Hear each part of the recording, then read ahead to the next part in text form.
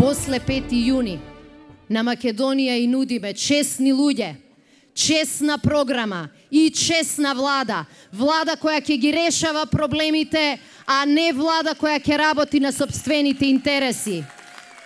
Нашата влада превзема обврска за 4 години да го почнеме најголемиот проект Македонија со автопат да ја поврземе со сите неизини соседи.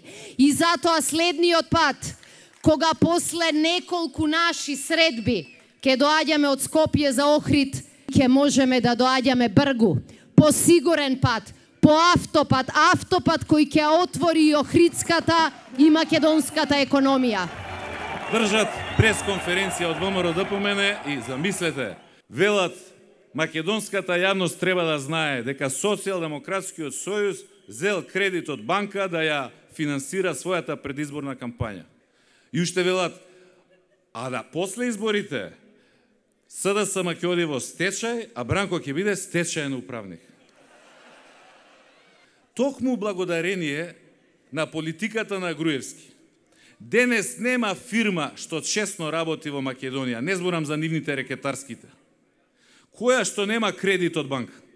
Денес нема фамилија од честните 99%, не зборам за тие лоповите од нивните редови, што не е со кредит задолжена, што не е во минусна тековна. Па СДСМ само ја дели судбината на својот народ и на стопанството во Македонија. Ама друго прашање сега мене ме мачи. Ако ние својава кампања со кредит ја финансираме, од кај им се парите на нив за нивната 10 пати поскапа кампања? Од криминалот, од рекетот, од глобите, од казните? И уште нешто. На 2 месеци пред избори, Груевски од Меѓународниот монетарен фонд зеде кредит 220 милиони евра. На сите ни е јасно зашто, за да ги купува изборите. Сега по истава нивна логика, Груевски ја спрема Македонија за стечај.